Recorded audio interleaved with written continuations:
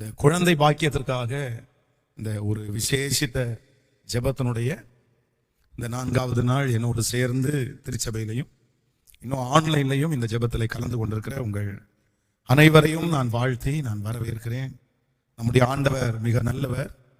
நம்முடைய சரீரத்திலே இருக்கிற எல்லா பலவீனங்களை காட்டிலும் அவருடைய மருந்து ரொம்ப பெரியது. அது காயங்களை ஆற்றக்கூடியது. ஆமென். நம்முடைய தேவன் யோனாவிலும் அவர் பெரியவர், அவர் தேவாலயத்திலும் பெரியவர். நமக்குள் இருக்கிறவனை காட்டிலும், நமக்குள்ள இருக்கிற எல்லா பலவீனம், நமக்குள்ள இருக்கிற எல்லா அசுத்தங்கள், நமக்குள்ள இருக்கிற எல்லா சோர்வுகள் எல்லாவற்றை விட யார் பெரியவர்னா இயேசு பெரியவர். ஆமென். அதனால அவர் பெரியவராக இருந்து நமக்கு பெரிய காரியங்களை கர்த்தர் செய்ய வல்லவராக இருக்கிறார். முந்தினவைகளை நினைக்க வேண்டாம், பூர்வமானவைகளை சிந்திக்கவும் வேண்டாம். இதோ நான் உனக்கு ஒரு புதிய காரியத்தை செய்கிறேன், அது வனாந்தரத்திலே வழியையும் அவாந்தர வழியிலே நான் ஆறுகளையும் உண்டு பண்ணுவேன். நம்முடைய ஆண்டவர் பெரிய அற்புதம் உள்ளவர். ஒரு விசை ஒரு ஒரு ஒரு 5 அடி 5 அடி பெண்களுக்கு வந்து இந்த 5 feet அப்படின்றது வந்து நார்மல் மாதிரி தான். நம்முடைய இந்தியா பொறுத்த அளவில் அந்த 5 அடியில் இருப்பாங்க. ஆனால் அந்த சிஸ்டர் வந்து ரொம்ப உடல் கொஞ்சம் பருமனானவங்க. அவங்க மாதமாய் கர்ப்பம் தரித்திருக்கிறார்கள். அப்போது டாக்டர்கள் வந்து அந்த 6வது மாதத்துலேருந்தே அவங்களுக்கு சொல்கிறாங்க, இந்த மாதிரி நீங்கள் வந்து சிசரினுக்கு ரெடி ஆகிக்கிங்க, குழந்தை வெயிட் ரொம்ப ஜாஸ்தியாக இருக்குது, இப்போவே கண்டிப்பாக நார்மல் டெலிவரி ஆகிறதுக்கு வாய்ப்பே இல்லை. இவங்க வேற ரொம்ப உடல் ரொம்ப இது பருமனாக இருக்காங்க அப்படின்னு சொல்லி அதற்கான பணங்களை எல்லாம் அவங்க ஆயத்தப்படுத்த சொல்கிறாங்க. ஆனால் இந்த சகோதரிக்கு மட்டும் ஒரு பெரிய விசுவாசம் இல்லை. ஆண்டவர் எனக்கு வந்து ஏற்கனவே வாக்கு கொடுத்துட்டாரு, சரீரத்தில் வந்து கத்தி வைக்காம நான் அற்புதம் செய்வேன்னு ஆண்டவர் சொல்லியிருக்காரு. ஆண்டவர் சொல்றது பொய்யாகாது, நான் ஜெபம் பண்றேன் அப்படின்னு. அப்போ அங்க இருக்கிற எல்லாருமே அதற்காக ரெடி ஆயிட்டாங்க. அந்த கடைசி அந்த பெயின் வந்து அவங்களை ஹாஸ்பிட்டல்ல அனுமதிக்கும் போது டாக்டர்கள் வந்து ரொம்ப அவசரப்படுத்துறாங்க. இந்த மாதிரி நீங்க பண்ணிருங்க, ரொம்ப டேஞ்சரா போயிட்டு இருக்கு, ஏன் இன்னும் காலதாமதம் பண்றீங்க? அப்ப அவருடைய கணவனார் வந்து சைன் போட்டு கொடுத்துட்டாரு, சரி நீங்க ஆப்ரேஷன் பண்ணுங்க அப்படின்னு சொல்லி. இந்த புள்ள வந்து ஓரளவு தான் சொல்ல முடியும், அதுக்கப்புறம் சொல்ல முடியாது. இல்ல எனக்கு ஆப்ரேஷன் வேண்டாம்னு சொல்ல முடியாது. அப்போ அந்த ஆப்ரேஷன் தியேட்டருக்கு உள்ள கொண்டு போகும்போது அப்போ இந்த அந்த சிஸ்டர் வந்து ஜெபம் பண்றாங்க, ஆண்டவரே நீங்க சொன்ன வார்த்தையை இப்ப கூட நான் நம்புறேன், ஆப்ரேஷன் தியேட்டருக்குள்ள போய் கூட எனக்கு அந்த அற்புதத்தை செய்ய முடியும் அப்படின்னு சொன்ன 5 நிமிஷத்துக்குள்ள அந்த குழந்தை வந்து நார்மல் டெலிவரி ஆயிடுச்சாங்க. அப்போ வந்து அதை சாட்சியாக அவர்கள் சொல்லி, அவங்க ஒரு பெரிய சாட்சியா சொல்லி ஒரு காணிக்கை அப்படின்னா அந்த அந்த ஆப்ரேஷனுக்கு ஆகிற அந்த பணத்தை வந்து காணிக்கையாய் வந்து பொருத்தனையாய் அவர்கள் செலுத்தினாங்க. அப்போ நம்முடைய ஆண்டவர் வந்து இரக்கம் பாராட்டுவாரையானால் நம்முடைய சூழ்நிலைகள் எப்படிப்பட்டதா இருந்தாலும் அவரால் செய்ய முடியாத அதிசயமான காரியம் என்று ஒன்றுமே இல்லை. ஆமென். மேட்டூர்ல ஓசன்னா திருச்சபை என்கிற ஒரு சபை இருக்கிறது. அதுல வந்து பல ஆண்டுகளுக்கு முன்பாக இந்த அஞ்சலை அப்படின்ற ஒரு அம்மா, அந்த அம்மாவுக்கு வந்து 3 வாலிப பிள்ளைகள். அந்த 3 பிள்ளைகளும், ஒரு பிள்ளை வந்து 38 வயது, அதுக்கப்புறம் 35 வயது, அதுக்கப்புறம் 32 வயது. எல்லாமே தகப்பனார் சின்ன வயசுல இறந்து போயிட்டாரு. இந்த மூத்த பொண்ணுக்கு மட்டும்தான் ஒரு வேலை இருக்குது. அதனாலதான் அந்த குடும்பம் நடந்துட்டு இருக்குது. அந்த குடும்பத்துல அந்த பிள்ளைகளுக்கு திருமண காரியத்தை எடுத்து செய்வதற்கோ முன்னாடி நின்று பண்றதுக்கோ யாரும் இல்லை, அவங்களுக்கும் பணம் இல்லை. 37 அவ்வளவுதான், இனி எல்லாரும் முடிஞ்சிச்சு அப்படின்ற ஒரு சூழ்நிலை. அப்போ ஒரு நாள் ரொம்ப துக்கத்தோட தேவாலயத்துல வந்து நிற்கும் போது ஆண்டவர் ஒரு வார்த்தை சொன்னாரம்மா, கர்த்தர் உனக்காக யாவையும் செய்து முடிப்பார் அப்படின்ற வார்த்தை. உடனே அந்த அம்மா வந்து அந்த வார்த்தையை அறிக்கை செஞ்சுட்டே இருக்கிறாங்க, ஆண்டவரே கர்த்தர் எனக்காக யாவையும் செய்து முடிப்பார், என் சொந்தக்காரங்க எனக்கு செய்யலைனாலும் கர்த்தர் எனக்காக யாவையும் செய்து முடிப்பார், கர்த்தர் எனக்காக யாவையும் செய்து முடிப்பார். ஒரு மிகப்பெரிய ஆச்சரியம், அவங்களுடைய மாமா ஒருத்தர் வந்து ஃபாரின்ல இருந்திருக்கிறாரு, லீவுக்காக அவர் வந்திருக்கிறாரு. வரும்போது இந்த பிள்ளைகளை பார்த்த உடனே அவருக்கு ஒரு இறக்கம் வந்துருச்சு. இறக்கம் வந்து 3 பிள்ளைகளுக்குமே அவர் நெக்ஸ்ட் ஃபாரின் போறதுக்குள்ள 3 பிள்ளைகளுக்குமே மாப்பிள்ளை பார்த்து எல்லா செலவையும் அவரே எடுத்து 3 பிள்ளைகளுக்கும் கல்யாணம் பண்ணி வச்சுட்டு அடுத்து அப்படியே ஃபாரின் போயிட்டார். 3 பிள்ளைகளுக்கும் அவருடைய லீவுக்குள்ள கல்யாணம் நடந்துருச்சு. கரெக்டா அவர் வந்த உடனே மாப்பிள்ளையும் ரெடியா இருந்துச்சு, பணம் இவர் செலுத்தினாரு, எல்லாமே அப்படியே கரெக்டா நடந்துச்சு. அதனால நம்முடைய ஆண்டவர் வந்து ஒரு காரியத்தை செய்யணும் அப்படின்னு நினைச்சிட்டாரு அப்படின்னு சொன்னா, நான் நம்புறேன் நீங்கள் நெடுநாள் காத்திருக்கிறது உங்க கையில கர்த்தர் இந்த ஜெபத்துல வந்து சேர பண்ணுவார் என்று நான் விசுவாசிக்கிறேன். ஆமென் சொல்லுங்கள். அப்போ ஒவ்வொரு நாளும் வந்து இந்த 7 நாட்களிலே நிறைய சத்தியங்களா ஆண்டவர் நம்மிடத்திலே சொல்லிக் கொண்டே இருக்கிறார். ஒவ்வொன்றாய் நாம் அறிக்கை செய்து நம்ம ஜெபிச்சுட்டே இருக்கோம். சோ இன்றைக்கும் இனி வருகிற நாட்களிலே வந்து இந்த கடைசி நாட்களிலே இந்த 7வது நாளில வந்து பொதுவாக வந்து வேதத்திலே இதை குறித்து சொல்லப்பட்டிருக்கிற வாக்கு தத்தத்தை ஒண்ணுன்னா அறிக்கை செய்து அந்த கடைசி நாளில நம்ம ஜெபம் பண்ண போறோம். இடையில அடுத்த நாட்களிலே நம்ம வந்து குழந்தை பாக்கியத்தை ஆண்டவர் கொடுத்த சில பெண்கள், வேதத்துல பெண்கள், அவர்கள் எப்படிப்பட்ட ஜெபத்தை எல்லாம் ஆண்டவருக்கு செஞ்சாங்க அப்படின்றத நம்ம பார்த்துடலாம். ஆனா இன்னைக்கு ஒரு பொதுவான ஒரு 2 காரியத்தை உங்களோடு கூட சொல்லி உங்களுக்காக நான் ஜெபிக்கிறதற்கு நான் ஆசைப்படுகிறேன். வேதத்தை நம்ம எல்லாரும் திறந்து நம்ம வந்து ஒரு வசனத்தை நம்ம வாசிக்க போகிறோம். ஆதியாகமத்திலே 30ஆம் அதிகாரத்தை எடுத்துக்கொள்ளுங்கள். ஆதியாகமம் 30ஆம் அதிகாரத்திலே 1வது வசனத்தை நாம் எல்லாரும் வாசிக்க போகிறோம். ஆதியாகமம் 30ஆம் அதிகாரத்துல 30ஆம் அதிகாரம் 1வது வசனத்தை சேர்ந்து வாசிக்கலாமா? 30ஆம் அதிகாரம் 1வது வசனம். ராகேல் தான் யாக்கோபுக்கு பிள்ளைகளை பெறாததை கண்டு தன் சகோதரியின் மேல் பொறாமை கொண்டு யாக்கோபை நோக்கி, எனக்கு பிள்ளை கொடும், இல்லாவிட்டால் நான் சாகிறேன் என்றார். இன்னொரு விஷயம் கூட வாசிக்கலாம். ராகேல் தன் யாக்கோபுக்கு பிள்ளைகளை பெறாததை கண்டு தன் சகோதரியின் மேல் பொறாமை கொண்டு யாக்கோபை நோக்கி, எனக்கு பிள்ளை கொடும், இல்லாவிட்டால் நான் சாகிறேன் என்றாள். ஆமென். கர்த்தருடைய பிள்ளைகளே, இந்த இடத்துல வந்து இந்த குடும்பத்தை குறித்து நமக்கு எல்லாருக்குமே தெரியும். இங்க யாக்கோபு நேசித்த தன் மனைவி ஆகிய ராகேலுக்கு வந்து பிள்ளை இல்லாத இருக்கிறது. அப்ப அந்த பிள்ளைக்காக அவர்கள் நிறைய முயற்சி எடுக்கிறார்கள், எதுவுமே வாய்க்கல, அது தடையாயே போயிட்டு இருக்கு. ஆனா தன்னுடைய கண்களுக்கு முன்பாக தன்னுடைய சகோதரிக்கு நடக்குது, தன்னுடைய வேலைக்காரிகளுக்கு பிள்ளைகள் பிறக்கிறார்கள்.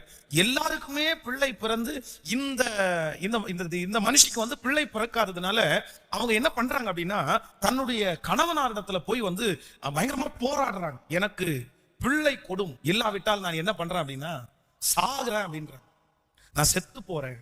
உடனே அடுத்ததாக அந்த யாக்கோபு சொல்லும் போது சொல்றாரு, இல்ல நான் உனக்கு என்ன பண்ண முடியும், கர்த்தர் உன்னுடைய கற்பத்தை அடைச்சி வச்சிருக்கிறாரு, அதனால உனக்கு பிள்ளை பிறக்கலையே தவிர நான் உனக்கு ஒண்ணுமே தீங்கு செய்யலையே அப்படின்னு சொல்லி அவர் வந்து அங்க போராடுறத நம்ம வேதத்துல வாசிக்கும். அப்போ நீங்க ரொம்ப கவனமாய் நீங்கள் கவனிக்க வேணும் ஆண்டவருடைய பிள்ளைகளே. ஒரு குழந்தை பாக்கியத்திற்காக ஆயத்தமாய் இருக்கிற நம்ம என்ன பண்ணக்கூடாது அப்படின்னா, சில நேரங்களிலே வருஷங்கள் தாண்டதுனால எல்லாருக்கும் கிடைக்கிறதுனால நமக்கு வந்து அது வருத்தமா தான் இருக்கும், கவலையா தான் இருக்கும். ஆனா நிறைய பேர் பாத்தீங்கன்னா இந்த குழந்தை பாக்கியம் இல்லாத இல்ல குழந்தைகள் கிடைக்காதவங்க வந்து ரொம்ப சோகமா, எப்ப பார்த்தாலும் அவங்களுடைய முகத்துல வந்து ஒரு சோகம் இருக்கிறத வந்து நம்ம பார்க்க முடியும். அதுவும் இந்தியர்களுக்குள்ளே, தமிழ்நாட்டிலே இருக்கிறவங்களுக்குள்ளேயே வந்து அவங்க வந்து ஏதோ ஒரு விதத்துல அவங்க முகத்துல வந்து அவங்க ஒரு சோகத்தை வந்து வெளிப்படுத்திட்டே இருப்பாங்க. ஆனா ஒன்று நீங்க ரொம்ப கவனமா கவனிங்க, உங்க வாழ்க்கையில இனி என்ன பண்ணக்கூடாது அப்படின்னு சொன்னா, நீங்க உங்களுடைய குழந்தை பாக்கியத்திற்காக இன்னொருத்தரிடத்துல நீங்க வந்து ஃபைட் பண்ணவே கூடாது. சிலர் வந்து அப்படின்னா சிலர் கணவன் இடத்துல ஃபைட் பண்ணுவாங்க உங்களாலதான், சிலர் மனைவியின் இடத்துல ஃபைட் பண்ணுவாங்க, நீ தான் இதுக்கு காரணம், நான் நல்லா இருக்கிறேன், நான் கிளியரா இருக்கிறேன், நீ மட்டும் ஏன் இப்படி இருக்கிற, உனக்கு இப்படி ஆயிடுச்சு, நீ ஒழுங்கா ஜெபம் பண்ணல, நீ ஒழுங்கா ஆண்டவரை தேடணும் அப்படின்னு சொல்லி ஒரே சண்டை. சில வீட்டுல கணவனார் வந்து மனைவி அப்படி சொல்றாங்க, சில வீட்டுல மனைவி வந்து கணவனார் சொல்றாங்க. இன்னும் சில இடங்கள்ல பாத்தீங்க அப்படின்னு சொன்னா பிள்ளைகள் வந்து பெற்றோரிடத்துல இது பண்றாங்க, நீ எனக்கு இப்படிப்பட்ட ஒரு கல்யாணம் பண்ணி வச்ச, அதனாலதான் நான் இப்படி இருக்கிறேன், நான் விரும்பின ஒருத்தரை கல்யாணம் பண்ணி இருப்பேன்ல. அப்போ ஒன்று நினைத்துக் கொள்ளுங்கள், குழந்தை பாக்கியம் என்கிறது வந்து ஒரு மனுஷன் தரக்கூடியது அல்ல.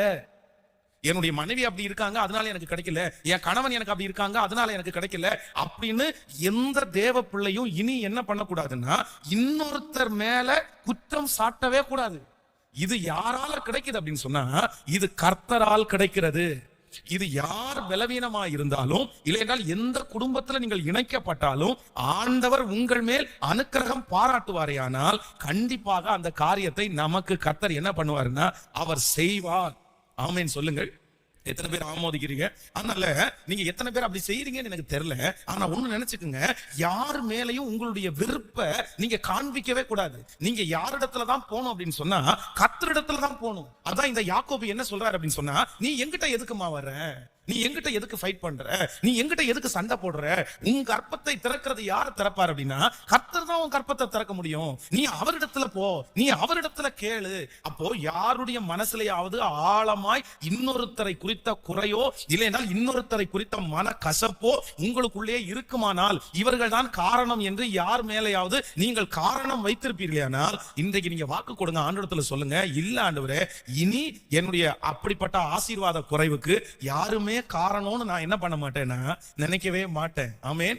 சென்னையில ஒரு மிகப்பெரிய தேவனுடைய மனுஷன் வந்து கிட்டத்தட்ட நான் சொல்றது வந்து ஒரு 75 ஆண்டுகளுக்கு முன்பாக அப்பொழுது இருந்ததுல ரொம்ப வயதான அது அப்படின்னா நல்ல ஒரு பாஸ்டர். அவர் அப்போ அவர் வந்து கல்யாணமான புதுதிலே தன்னுடைய மனைவி வந்து அந்த நாட்கள்ல பாத்தீங்கன்னா பாஸ்டர்ஸுக்கு எல்லாருக்குமே வந்து கன்வென்ஷன் கூட்டம் முடிச்சிட்டு எத்தனை பேர் தன்னுடைய வீட்டுக்கு வந்தாலும் அந்த வீட்டுல இருக்கிற பாஸ்டர் அம்மா சமைச்சு அந்த வீட்டுல இருக்கிற பாஸ்டர் வீட்டுல தான் சாப்பாடு கிடைக்கும். இன்னைக்கு தான் காலங்கள் எல்லாம் மாறி போச்சு. அதனால வேலைகள் நிறைய பேர் இருக்கிறதுனால பாஸ்டர்ஸ் யார் வந்தாலுமே வந்து ஒரு ஹோட்டல்ல அரேஞ்ச் பண்ணி அவங்களை அப்படியே நீட்டா சாப்பிட வச்சு கொண்டு போயிடுறாங்க. ஆனா முன்பு காலத்துல எல்லாம் பாத்தீங்கன்னா எத்தனை பேர் வந்தாலும் அது பாஸ்டர் வீட்டுல தான் சாப்பாடு கொடுப்பாங்க. இன்னைக்கு கூட இந்த மலையாளி பாஸ்டர்ஸ் பாருங்களேன், இந்த மலையாளி பாஸ்டர்ஸ் எல்லாம் பாத்தீங்கன்னா அதை அப்படியே ஃபாலோ பண்ணுவாங்க. அவங்க எவ்வளவு பெரிய தேவனுடைய ஊழியக்காரரா இருந்தாலும் அந்த ஊழியக்காரங்களை வந்து அவங்களுடைய திருச்சபையில பிரசங்கம் பண்றதுக்கு அழைச்சாங்க அப்படின்னு சொன்னா அவங்களுக்கு எத்தனை வேலை இருந்தாலும் ஊழியக்காரங்களுக்கு சாப்பாடு அவங்க வீட்டுல தான் கொடுப்பாங்க. யாராவது அந்த சர்ச்சில் இருக்கிறவங்க வந்து அவங்களுக்கு சாப்பாடு கொடுக்குறேன்னு சொன்னா கூட நீங்க சாப்பாடை செஞ்சு எங்க வீட்டுல கொண்டு வந்துருங்க, எங்க வீட்டுல இருந்தா நாங்க கொடுப்போம்னு சொல்லிட்டு அவங்க வீட்டுல தான் கொடுப்பாங்க. அப்படி இருக்காங்க. அப்போ அன்னைக்கு இருந்த காலத்துல அப்படிதான் வந்து அந்த சாப்பாடு கொடுக்கும்போது அந்த அம்மா வந்து வயிற்றுல குழந்தை இருக்குது. இவங்க அன்னைக்கு அடுப்பு வந்து விறகு அடுப்பு தான் இருந்துச்சு. இந்த விறகு அடுப்புல உட்கார்ந்து சமைச்சு உள்ளுக்குள்ள இருந்த அந்த குழந்தை வந்து அந்த அந்த சூடு தாங்க முடியாம அந்த குழந்தை வந்து உள்ளே இறந்துருச்சு. அந்த அவங்களுக்கு உருவான அந்த கரு வந்து அப்படியே கலைஞ்சிருச்சு. அதுக்கப்புறம் நிறைய வருடங்கள் வந்து குழந்தை பிறக்கலாம். அவங்களுக்கு குழந்தையே இல்லை கடைசி வரைக்கும். ஆனா ஒரு அற்புதமான விஷயம் என்னன்னா, ஒரு நாள் கூட தன்னுடைய மனைவி அந்த பாஸ்டரை பார்த்து நான் ஆண்டவருடைய ஊழியத்தை தானே செஞ்சேன், எனக்கு இப்படி ஆயிடுச்சு அப்படின்னு கர்த்தரை பார்த்தும் முறுமுறுக்கல. தன்னுடைய கணவனாரை பார்த்து நீ சோறு வந்து யாரையாவது வாங்கி கொடுத்திருந்தா எனக்கு இப்படி ஆயிருக்குமா அப்படின்னு அவங்க முறுமுறுக்கலையாமோ. அவங்க கடைசி வரைக்கும் என்ன சொல்லியிருக்காங்க அப்படின்னா, எனக்கு குழந்தைன்னு கர்த்தர் தரணும்னு நினைச்சா எப்படினாலும் தந்திருப்பாரு, எனக்கு அந்த பாக்கியத்தை கர்த்தர் கொடுக்கல, எனக்கு ஊழியக்காரங்களை உபசரிக்கணும்னு தான் கர்த்தர் என்ன வச்சிருக்கிறாரு, அதற்காக கர்த்தருக்கு ஸ்தோத்திரம்னு சொல்லி மரணம் வரைக்கும் மனரம்யமாய் வாழ்ந்தார்களாம். இது ரொம்ப ஆச்சரியமா இருந்துச்சு. எனக்கு அந்த சாட்சி வந்து ரொம்ப ரொம்ப வித்தியாசமா இருந்துச்சு. அப்படிப்பட்ட பரிசுத்தவாட்டிகள் வந்து அன்றைக்கு வாழ்ந்திருக்கிறார்கள். ஆனா இன்னைக்கு பாத்தீங்கன்னா சிலர் சின்ன சின்ன விஷயத்துக்கெல்லாம் என்ன பண்றாங்க அப்படின்னு சொன்னா இன்னொருத்தரை டிபெண்ட் பண்றாங்க. ஒன்னாலதான் நான் இப்படி ஆனேன், ஒன்னாலதான் இது போச்சு, ஒன்னாலதான் இது நஷ்டமாயிடுச்சு, ஒன்னாலதான் நான் இழந்தேன். இனியும் கர்த்தருடைய பிள்ளைகள் யாருமே உங்க வாயினால இவங்களாலதான் இப்படி ஆயிடுச்சு அப்படின்னு யாருமே சொல்லக்கூடாது. சில பிள்ளைங்க பாத்தீங்கன்னா அம்மா அப்பா மேல அப்படி சொல்லுவாங்க, எனக்கு நல்ல அம்மா அப்பா இருந்தா நான் ஏன் இப்படி இருக்கிறேன், எனக்கு கெட்ட அம்மா அப்பா ஆயிடுச்சு, எனக்கு தான் மோசமான அம்மா அப்பா ஆயிடுச்சு. சரி ஓகே, உங்க அம்மா அப்பா மோசமான அம்மா அப்பா, அப்போ அம்மா அப்பாவே இல்லாத பிள்ளைங்க இந்த உலகத்துல எத்தனையோ பேரு பெரிய பெரிய ஆட்களா இருந்திருக்காங்க, பெரிய பெரிய சைன் பண்ணிருக்காங்க, கோடீஸ்வரலா இருக்காங்க, பெரிய தொழிலதிபர்களா இருக்காங்க. அவங்களுக்கு யாரு உதவி செஞ்சாங்க, அவர்களை யாரு தட்டி கொடுத்தா? நான் சொல்றேன், நம்மை சுற்றி இருக்கிற எத்தனை பேர் நல்லா இல்லாதவர்களாகவோ பொல்லாதவர்களாகவோ இருந்தாலோ நம்ம உயர்வுல அவங்களுடைய கை இருக்கவே கூடாது. நம்ம வளராதது நம்முடைய தப்பு தான் நினைக்கணும். நான் ஆசீர்வதிக்கப்படாதது நான் தான் காரணம்னு நினைக்கணுமே தவிர ஒரு நாளும் இன்னொருத்தர் மேல ஆண்டவருடைய பிள்ளைங்க என்ன பண்ணக்கூடாதுன்னா எப்பவுமே பழி போடவே கூடாது. இது வெறும் இந்த விஷயத்துல மட்டும் இல்ல, எந்த விஷயமா வேணாலும் இருக்கலாம். எந்த விஷயமா கர்த்தரிடத்துல போய் சொல்லும் போது கூட அப்படிதான் சொல்லணும்னா, ஆண்டவரே நான் ஞானம் இல்லாம பண்ணிட்டேன் ஆண்டவரே, ஏன் ஞான குறைவு ஆண்டவரே, எனக்கு புத்தி இல்ல ஆண்டவரே, எனக்கு அந்த நேரத்துல அறிவு இல்லாம போச்சு ஆண்டவரே, அப்படிதான் சொல்லணுமே தவிர ஆண்டவரே அவன் இப்படி பண்ணிட்டான் ஆண்டவரே, ஆண்டவரே அவன் இப்படி பண்ணிட்டான் ஆண்டவரே. கண்டிப்பா கர்த்தரிடத்துல இன்னொருத்தரை பற்றி எடுத்துட்டு போனா கர்த்தர் அதை அங்கீகரிக்கவே மாட்டார். ஆமேன்னு சொல்லுங்க. அப்போ இன்னைக்கு ஒரு தீர்மானம் எல்லாரும் எடுங்க, ஆண்டவரே எனக்கு இந்த ஆசீர்வாத தடைக்கு நான் யாரு மேலேயும் என்ன பண்ண மாட்டேன்னா பழி சொல்ல மாட்டேன். யாருக்காக ஆண்டவர் பேசுறாருன்னு எனக்கு தெரியல. ஒருவேளை வந்து உங்களுடைய கோபத்தினுடைய மிகுதியினால எரிச்ச இந்த லேயாள் மாதிரி அந்த அந்த அந்த வெறுப்பினுடைய உச்ச கட்டத்துல வாயை திறந்து ராகேல் வந்து வாயை திறந்து பாத்தீங்கன்னா அப்படி அந்த உச்ச கட்டத்துல சொல்றாங்க, எனக்கு பிள்ளை கொடும், இல்லையே நான் என்ன பண்றேன், சாகுறேன் அப்படின்னு சொல்லி. என்ன வார்த்தை! நம்ம சிஸ்டர்ஸ் கூட நிறைய பேர் அப்படி சொல்லுவாங்க சில நேரத்துல, நான் எதுக்கு உயிரோடு இருக்கிறேன். அந்த அந்த வெறுப்பினுடைய மிகுதியினால அந்த வாயில அந்த வார்த்தை வருது, மரணமும் ஜீவனும் நாவின் அதிகாரத்திலே இருக்கிறது. அதனால வாயை திறந்து பேசுற வார்த்தையில ஒரு ஆண்டவருடைய பிள்ளை எப்பவும் என்னவா இருக்கணும்னா ரொம்ப கவனமா இருக்கணும். கணவனை சபிக்கிறது, மனைவியை சபிக்கிறது, பிள்ளைகளை சபிக்கிறது, வேலையை சபிக்கிறது, சம்பளத்தை சபிக்கிறது, இது எதுவுமே ஆண்டவருடைய பிள்ளைகளுக்கு இருக்கக்கூடாது. அதான் நீங்க இதெல்லாம் ரொம்ப கவனமா கவனிக்கணும். வெளியே வேலைக்காக ஒரு கணவனார் போறாரு, வேலைன்னு ரொம்ப இதுவா இருக்காரு. உடனே அவங்க மனைவி வந்து என்ன சும்மா வேலைன்றாங்க. உடனே அவர் சொல்றாரு, அம்மா நான் வேலைக்கு போய் சம்பாரிச்சுட்டு வந்தாதாமா உனக்கு கிடைக்கும், நான் போகலன்னா ஓனர் என்ன திட்டுவாரு. உடனே பொல்லாத வேலை, அந்த வேலை உங்க கையை விட்டு போனாதான் உங்களுக்கு தெரியும், அப்பதான் நீங்க குடும்பத்தை பாப்பீங்க அப்படின்னு இந்த அம்மா வாய்னால அறிக்கை செய்து. இவங்க வாய வச்சாங்க நம்ம தெரியல, ஒரே மாசத்துல வேலை போச்சு. அவ்வளவுதான், வேலை முடிச்சு இப்ப வீட்டுல உட்கார்ந்து இருக்காரு. வீட்டுல உட்கார்ந்து இருந்தா என்ன நடக்கும்? வீட்டுல கணவன் மனைவி வீட்டிலேயே உட்கார்ந்து இருந்தா அங்க கொஞ்சிட்டா இருப்பாங்க. 90% அங்க என்ன நடக்கும் தெரியுமா? சண்டை தான் நடக்கும். அதான் இந்த கொரோனா டைம் வந்து பாத்தீங்க அப்படின்னு சொன்னா நிறைய ஆண்களுக்கும் பெண்களுக்கும் பல சோதனை. என்ன சோதனை? பெண்களுக்கு ஒரு சோதனை. ஐயோ இவர் வீட்டுல இருக்காரா, போச்சு, நம்ம இன்னைக்கு தூங்க முடியாது அப்படின்னா. கணவனார் வீட்டுல இல்ல அப்படின்னு சொன்னா நீங்க என்னத்தையாவது ஒண்ணு சமைச்சுக்கலாம். இல்ல நீங்க என்னத்தையாவது ஒண்ணு சமைக்கிறீங்கன்னு சொல்லல அப்படின்னா, பசங்க உங்களுடைய பிள்ளைங்க வந்து சில நேரத்துல என்ன சமைச்சீங்கன்னு கேட்க மாட்டாங்க. எதையாவது வெட்டி போட்டு ஒரு சாம்பார் ஆக்கி கொடுக்கலாம். ஆனா கணவனார் இருக்கும்போது என்ன பண்ணணும்? கரெக்டா சமைக்கணும், பர்ஃபெக்டா சமைக்கணும், அவருக்கு கரெக்டா சாப்பாடு கொடுக்கணும், வீடை சரியா கிளீனா வச்சுக்கணும். இல்ல அப்படின்னு சொன்னா காலையில இருந்து சாயந்தரம் வரைக்கும் வீட்டை அழுக்கா வச்சுட்டு அவர் வர்றதுக்கு முன்னாடி வீட்டை கிளீன் பண்ணா போதும். கொரோனா டைமும் சிஸ்டர்ஸ்க்கு வந்த போராட்டம் இருக்கு, பெரிய போராட்டம், பயங்கரமான போராட்டம். தூங்கவும் முடியாது, டிவி பார்க்க முடியாது. இன்னும் சிலர் பாத்தீங்கன்னா கண்டினியூவா இந்த நாடகம் பாக்குற பழக்கம் இருக்கு தெரியுமா? அந்த சித்தி பெரியம்மா இந்த மாதிரி எல்லாம் நிறைய நாடகம். இந்த நாடகம் எல்லாம் பாக்குறவங்களுக்கு இதை விட பெரிய போராட்டமா இருந்துச்சு. ஐயோ எனக்கு நாடகம் பார்க்க முடியலையே, அதாவது தலையே வெடிச்சிரும் போல தெரியுது. அக்கா தஞ்சி போன் பண்ணி கேக்குறது, ஏன்டி நீ பாத்தியா என்ன, எனக்கு ஒரு வீட்லயே உட்கார்ந்து இருக்காரு, என்னால பார்க்க முடியல, ஏதாவது கதை சொல்லு அப்படின்ற மாதிரி ஆயிடுச்சு. அப்போ இன்னும் நிறைய கணவனா இருக்கும் அப்படிதான். வீட்டுல வெளியே போனதான் போலீஸ் பிடிக்கிறாங்களே, எப்பா எத்தனை டைம் தான் இந்த மூஞ்சியை பார்த்துட்டு இருக்கிறது, முடியலடா அப்படின்னு பெரிய பெரிய போர்க்களமே சில வீடுகளில் வந்து நடந்ததை வந்து நமக்கு தெரியும். அப்போ நம்ம ஆண்டவருடைய பிள்ளைகள் ரொம்ப கவனமா இருக்க வேண்டியது என்னன்னா, ஆண்டவரே எனக்கு எந்த சூழ்நிலை என் வாழ்க்கையில வந்தாலும் நான் மனம் பதறி என்ன பண்ண மாட்டேன்னா, ஒரு வார்த்தையும் என் வாயினால நான் தீய காரியத்தை அறிக்கை செய்யவே மாட்டேன். ஆமேன்னு சொல்லுங்க. எவ்வளவு டென்ஷன் வந்தாலும் எவ்வளவு எரிச்சல்கள் வந்தாலும் யார் மேலையும் கொட்டணும்னு நினைக்க கூடாது. நம்ம தான் என்ன பண்ணணும்னா அதை சரி செய்து கொள்ள வேண்டும். ஆமேன்னு சொல்லுங்க. சோ இப்ப ஃபர்ஸ்ட் நம்பர் 1 முதலாவதாக எதற்காக ஜெபிக்க போறோம்னா, ஆண்டவரே என்னுடைய ஆசீர்வாத குறைவுக்கு இன்னொருத்தர் காரணம்னு நான் சொன்னதை நான் என்ன பண்றேன்னா நான் வாபஸ் வாங்கிக்கிறேன், நான் திரும்ப வாங்கிக்கிறேன். யாருமே காரணம் இல்லை, யாருமே காரணம் இல்லை. ஒருவேளை நான் காரணமா என்னன்னு எனக்கு தெரியல ஆண்டவரே, நான் காரணமா இருந்தா என்ன பண்ணுங்க, மன்னிச்சிருங்க. யாரும் காரணம் இல்லை, யாரும் காரணம் இல்லை. ஆமோதிக்கிறீங்களா இல்லையா? ஆமேன். நீங்கள் அன்னாளை குறித்து வேதத்திலே அதிகமாய் குழந்தை பாக்கியம்னு சொன்னாலே யாரத்தான் பேசுவாங்கன்னா அன்னாளை குறித்து பேசுவாங்க. இந்த அன்னாளை குறித்து வேதம் சொல்றது, பெனினாள் வந்து இவங்களை ரொம்ப துக்கப்படுத்துறாங்க. உனக்கு குழந்தை இல்லை அப்படின்னு சொல்லி ரொம்ப கஷ்டப்படுத்துறாங்க. கஷ்டப்படுத்தும் போது அவனுடைய கணவனார் என்ன சொல்றாரு அப்படின்னு சொன்னா, எப்பா 10 பிள்ளைகளை பார்க்கணும், நான் விசேஷம் இல்லையா, நான் உனக்கு உயர்ந்தவன் இல்லையா, நான் உன்னை ரொம்ப அழகா பாத்துக்கிறேனே, உன்னை நல்லா பாத்துக்கிறேனே அப்படின்னு சொல்லும் போது, ஒரு நாளும் அன்னாள் வந்து தன்னுடைய கணவனார் பேர்லயோ தன்னை சுற்றி இருக்கிறவங்க பேர்லயோ அவங்க பழி சொல்லவே மாட்டாங்க. இவங்க தான் காரணம்னு சொல்லவே மாட்டாங்க. அவங்க தேவாலயத்துல போய் தேவ சமூகத்துல கர்த்தரோடு தான் கூட பேசினாங்க. ஆமேன்னு சொல்லுங்கள்.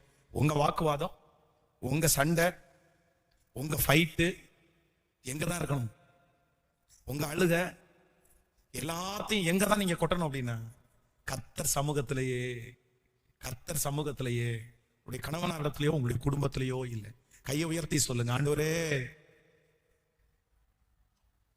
நான் ஒரு தீர்மானம் எடுக்கிறேன், இனி இதற்கு யாரும் காரணம்னு நான் நினைக்க மாட்டேன்னு சொல்லுங்க.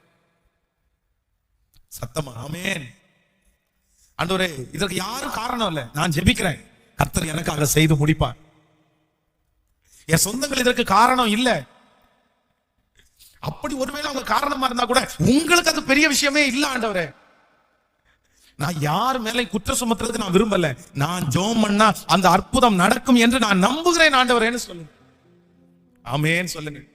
கவனிங்க ஆண்டவருடைய பிள்ளைகளே, வேதம் சொல்லுது இஸ்ரவேலுக்கு விரோதமான மந்திரவாதமும் இல்லை, யாக்கோபுக்கு விரோதமான குறி சொல்லுதலும் இல்லை. சிலர் இந்த விஷயத்த சொல்லிட்டே இருப்பாங்க, எனக்கு வந்து சன்னதியே வரக்கூடாது அப்படின்னு சொல்லி செய்வனை வச்சிருக்காங்க, மாந்திரிகம் வச்சிருக்காங்க, வயிற்றுல அப்படி வச்சிருக்கிறாங்க. இல்ல, அந்த மாதிரி ஆண்டவருடைய பிள்ளைகள் நீங்கள் நம்பவே வேண்டாம், நீங்க நம்பவே வேண்டாம். ஆண்டவருக்கு முன்னாடி, கர்த்தருடைய பிரசன்னத்திற்கு முன்னாடி அந்த செய்வனைகள் அப்படி எது பண்ணுனா கூட நமக்கு அது என்ன பண்ணாதுன்னா கண்டிப்பா பலிக்கவே பலிக்காது. அது ஒன்றும் நம்மை செய்யாது.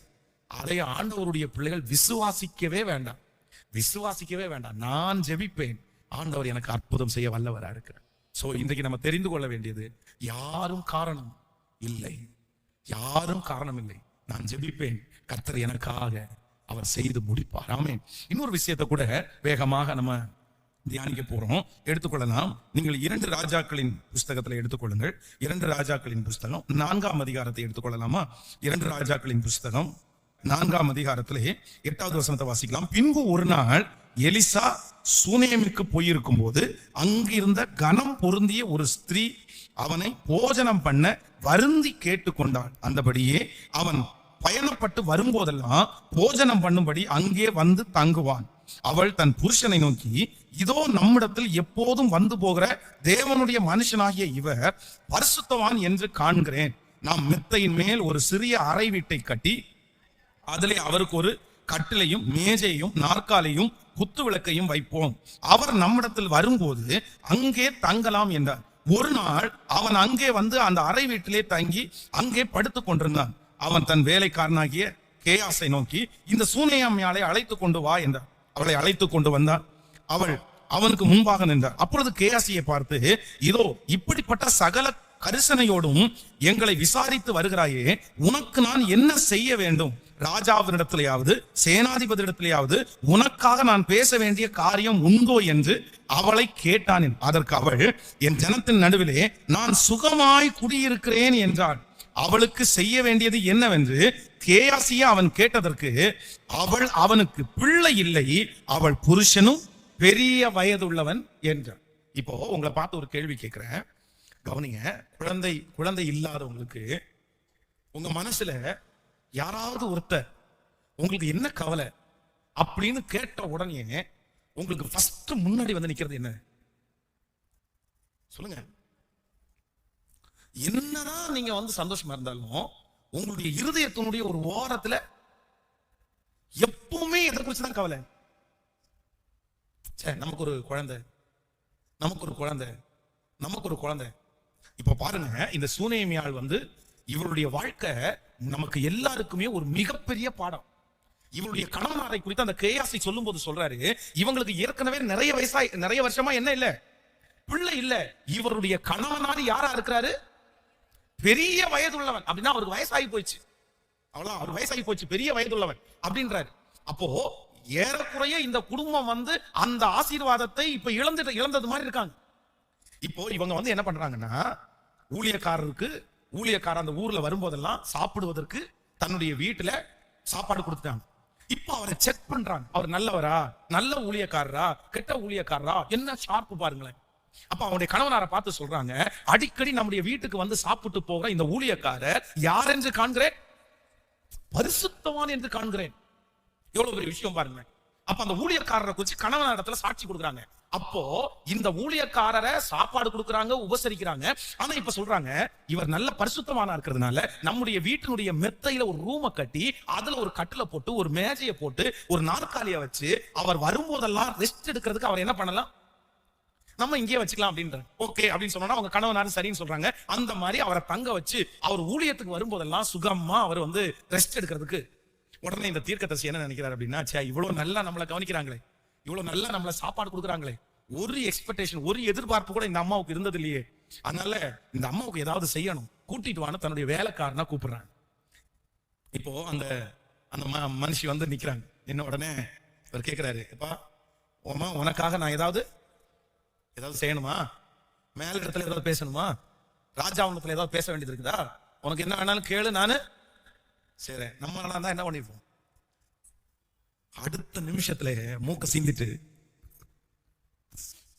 ஐயா எனக்கு ஒண்ணுமே வேணாம் ஐயா, என் மனசுல பெரிய இல்ல, அது பாரம் தான், நமக்கு இல்லைன்னு சொல்லல, எனக்கு ஒரு பெரிய பாரம் ஐயா.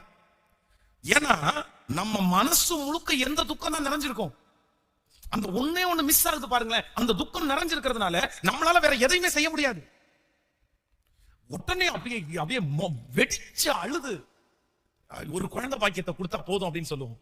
ஆனா இந்த அம்மா என்ன சொல்றாங்க அப்படின்னா, நான் என் ஜனத்தின் நடுவிலே நான் சுகமாய் குடியிருக்கிறேன், சுகமாய் குடியிருக்கிறேன். அப்போ நான் என்ன சொல்றேன் அப்படின்னா, பிள்ளை இல்ல அப்படின்றத ஒரு குறையா நீங்க நினைக்கவே கூடாதுங்க. நீங்க நினைக்கவே கூடாது. ஆண்டவர் நமக்கு கண்டிப்பாக தருவார், இதுல எந்த மாற்று கருத்துமே கிடையாது. ஆனா இந்த உலகத்துல இருக்கிற யாரு வேணாலும் அது ஒரு குறைன்னு சொல்லலாம். ஆனா ஆண்டவருடைய பிள்ளைய பொறுத்த அளவுல அது ஒரு குறைன்னு நீங்க மனசுல என்ன பண்ணக்கூடாதுன்னா, சொல்லுங்க, நினைக்கவே கூடாது. நானும் பார்த்திருக்கிறேன் ஆண்டவருடைய பிள்ளைகளே, பிள்ளை பாக்கியம் எந்த சகோதரிக்கு லேட் ஆகுதோ அவங்க 90% பேருக்கு எதுலையுமே அவங்களுக்கு நாட்டம் இல்லைங்க. சம்பாத்தியத்துல அவங்களுக்கு நாட்டம் இருக்காதுங்க. தங்களுடைய சரீரத்தை குறிச்ச கேர் அவங்க எடுக்க மாட்டாங்கங்க. ஒரு நல்ல கட்ட விஷயத்துக்கு போக மாட்டாங்கங்க. சர்ச்சில் சந்தோஷமா இருக்க மாட்டாங்கங்க. எப்ப பார்த்தாலும் அவங்க தங்களை ஒதுக்கி ஒதுக்கி ஒதுங்கி ஒதுங்கி ஒதுங்கி ஒதுங்கி எல்லாத்தையும் அவங்கள புறக்கணிச்சு எல்லாம் வெறுப்பா அப்படி ஏன் வாழ்றோம், எதுக்கு வாழ்றோம் அப்படின்னு ரொம்ப துக்கத்தோடையே வாழ்கிறாங்க. ஆனா இன்னைக்கு ஒரு தீர்மானம் எடுங்க. நான் என்ன பண்ணுவேன் அப்படின்னா சந்தோஷமா தான் வாழ்வேன். ஆண்டவர் சொல்றாரு, பிள்ளை பெறாதவளே நீ என்ன பண்ணு, சந்தோஷப்படு, நீ கம்பீரி, நீ மகிழ்ச்சி ஆயிரு. நீங்க சந்தோஷமா மட்டும் இருங்க. நான் நம்புறேன் உங்க உடம்புல இருக்கிற பாதி வியாதி குறைஞ்சிரும். உங்களை கர்த்தர் நினைக்கிறாரா இல்லையான்னு பாரு. பாதி பேருக்கு மருந்தே என்ன அப்படின்னா மகிழ்ச்சி தாங்க, மகிழ்ச்சி தாங்க.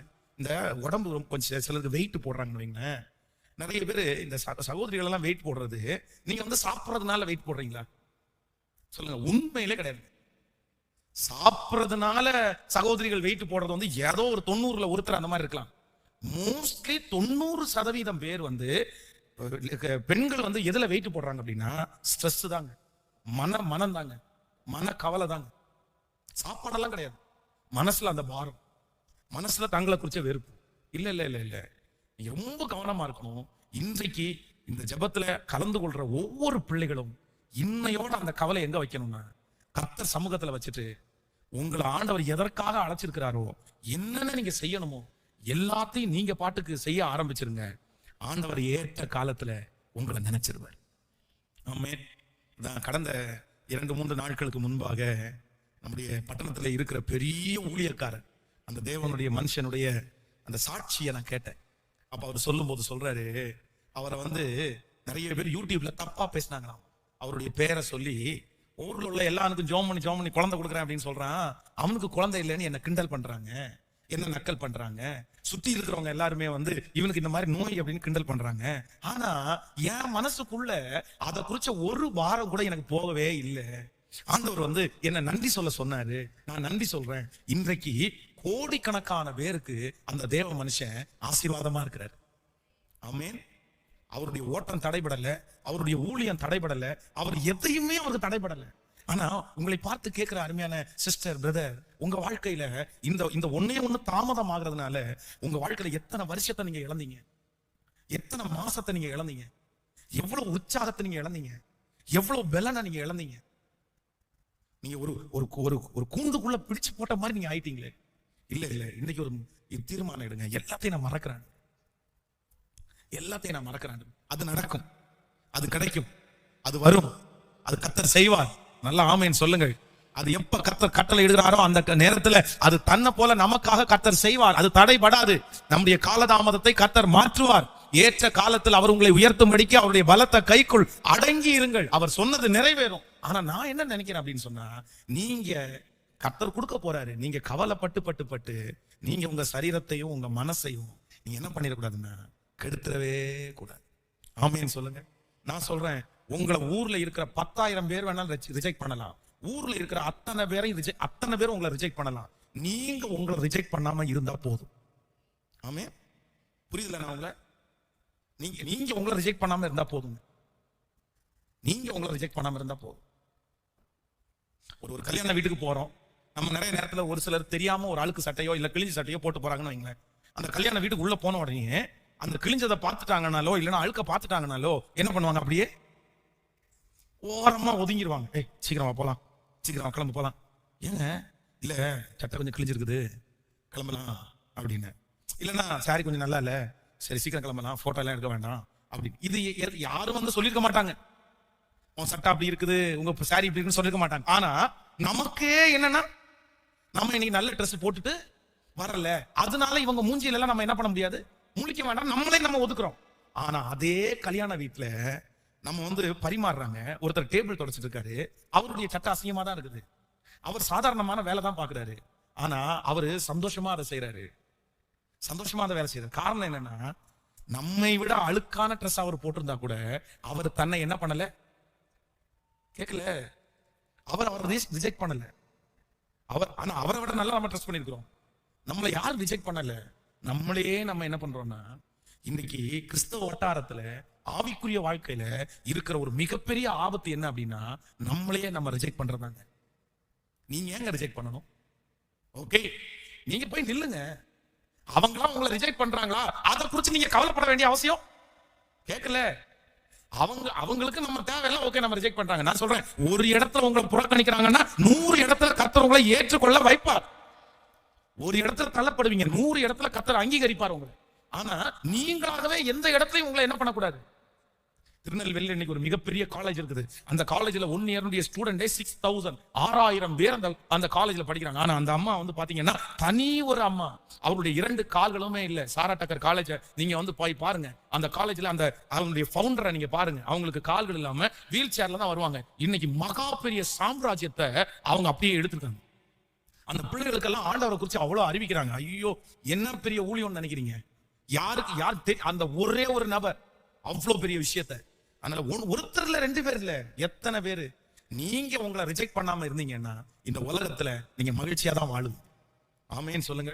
சோ இனி கல்யாண வீட்டுக்கு போகும்போது நீங்க எப்படிதான் போகணும்? மகிழ்ச்சியா தான் போகணும். இனி நல்ல காரியத்துக்கு கெட்ட காரியத்துக்கு எல்லாருக்கும் நான் வரல அப்படின்னு நீங்க போய் நிக்க கூடாது. நீங்க தான் ஃபர்ஸ்ட்ல நிக்கணும். ஆமேன்னு சொல்லுங்க. அவங்களுக்கு அந்த வலி தெரியுதோ இல்லையோ, யாருக்கு தான் தெரியும்னா உங்களுக்கு தெரியும். அதனால நீங்க உங்களுடைய ஆறுதல் தான் அவங்களுக்கு பெரிய ஆறுதலாய் அமையும். அதனால யாரோ ஒருத்தருக்காக ஆண்டவர் பேசிட்டு இருக்கிறாரு. சிஸ்டர், உங்களை ரிஜெக்ட் பண்ணாதீங்க.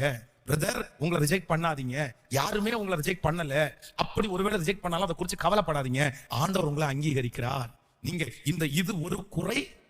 எல்லாரும் சத்தமா சொல்லுங்க, இது ஒரு குறை. எல்லாரும் சொல்லுங்க, இது ஒரு குறையா இல்ல. எல்லாரும் சொல்லுங்க, ஏசப்பா இது எனக்கு குறைன்னு நினைச்சிட்டு இருந்தேன், ஆனா இது குறை இல்ல, இது குறை இல்ல, இது குறை இல்ல. ஆமென். நீங்க இன்னொரு வசனத்தை கூட வாசிச்சு உங்களுக்கு முடிக்கிறேன். நீங்க வந்து 1 சாமுவேலின் புஸ்தகம் 1ஆம் அதிகாரத்தை எடுத்துக்கொள்ளுங்கள். 1 சாமுவேல் 1ஆவது அதிகாரத்திலே 18வது வசனத்தை வாசிக்கலாமா? 1 சாமுவேல் 1ஆம் அதிகாரத்திலே 1 சாமுவேல் 1ஆம் அதிகாரம் 18வது வசனத்தை வாசிக்கலாம். 18வது வசனத்தை வாசிங்க. அப்பொழுது அவன், உம்முடைய அடியாளுக்கு உம்முடைய கண்களிலே தயை கிடைக்க கடவுது என்றார். பின்பு அந்த ஸ்திரீ புறப்பட்டு போய் போஜனம் செய்தாள். அப்புறம் அவள் துக்கமாய் இருக்கவில்லை. பக்கத்துல இருக்கிற கையை பிடிச்சு சொல்லுங்க, அப்புறம் அவள் துக்கமாய் இருக்கவில்லை. எப்பறம் ஏசப்பட்ட பேசி பிரேயர் பண்ணி ஊழியக்காரன் ஒரு வார்த்தை சொல்றாரு, நீ சமாதானத்தோட போ, ஆண்டவர் உன் ஜெபத்தை கேட்டுட்டாரு, நீ ரொம்ப துக்கப்படாத அப்படின்னு சொல்லிட்டாரு. அது வரைக்கும் அந்த அம்மா வந்து ரொம்ப துக்கத்தோட இருந்தவங்க. அந்த சந்தோஷமான நிகழ்ச்சியில அவங்களால சாப்பிடவே முடியல. இப்ப அந்த வார்த்தை வந்துச்சோ இல்லையோ, அடுத்த நிமிஷத்துல இருந்து அதுக்கு அப்புறம் அன்னாள் துக்கமுகமாய் இருக்கவில்லை. இந்த 7 நாள் ஜெபத்துக்கு முன்னாடி நீங்க துக்கமா இருந்திருக்கலாம். ஆனா இந்த 7 நாள் ஜெபத்துக்கு பிற்பாடு நீ என்ன பண்ணக்கூடாது? கேட்கல. எதை குறிச்சு? எனக்கு பிள்ளை இல்லைன்னு நினைச்சு நீங்க யாருமே என்ன பண்ணக்கூடாதுன்னா எந்த நிமிஷத்துலயும் துக்கமா இருக்கக்கூடாது. ஓகே, ஏன் அப்படின்னா ஏற்ற காலம் வரும்போது என் தேவன் எனக்கு கண்டிப்பாக தருவார், என்னை அவர் நடத்துவார், எனக்காக செய்து முடிப்பார். இன்னையோட இந்த துக்கத்தை நான் என்ன பண்ணணும்னா நான் எடுத்து வெளியே போடுறான். மகிழ்ச்சியா தான் போகணும். நான் அதுக்காக தான் இன்னைக்கு ஜெபிக்க போறேன். எதுக்கு உங்களுக்காக ஜெபிக்க போறேன்னா, இது வரைக்கும் இந்த விஷயத்தை குறித்து உங்க மனசுல ஒரு பெரிய பாறாங்கல் மாதிரி தூக்கி வச்சிருந்த அந்த கல்லை இன்னைக்கு வெளியே எடுத்து போட்டு, இல்ல என் கூட கர்த்தர் இருக்கிறாரு, நான் ஏன் துக்கப்படணும், நான் ஏன் வருத்தப்படணும், எனக்குரியதை நான் செய்வேன், நான் வாழ்க்கையில முன்னேறுவேன், நான் சம்பாதிப்பேன், நான் எல்லாருக்கும் முன்னாடி சாட்சியா வாழ்வேன், எனக்கு கொடுக்கப்பட்டிருக்கிற பொறுப்பை நான் பெஸ்டா செய்வேன்னு சொல்லி இன்றைக்கு காலடி எடுத்து வைங்க. நீங்க சுகமாய் வாழ்வீங்க, சந்தோஷமாய் வாழ்வீங்க. இந்த உலகம் போற்றுகிற அளவிற்கு கர்த்தர் உங்களை ஆசீர்வாதத்தினால நிரப்புவார். உங்களுக்கு தீர்க்க ஆயுசை கர்த்தர் தருவார். ஆமென் சொல்லுங்க. எல்லாருடைய கரங்களையும் அப்படியே உயர்த்தி சொல்லுங்க, ஆண்டவரே இனி நான் துக்க முகமாய் இருக்க கூடாது. இயேசுவின் நாமத்தினால அந்த காரியத்தை குறித்து, ஆண்டவரே அந்த காரியம் நடக்காததுனாலே அந்த மனசுக்குள்ளே இருக்கிற துக்கம் இயேசு கிறிஸ்துவின் நாமத்தினால இப்போ இல்ல, நான் அதை குறித்து இனி ஆண்டவரே துக்கப்படுவதற்கு ஒன்றும் இல்லை. நான் ஏன் துக்கப்படணும்? நான் எதற்காக துக்கப்படணும்? நான் துக்கப்பட மாட்டேன். என் மீட்பர் உயிரோடு இருக்கிறார்.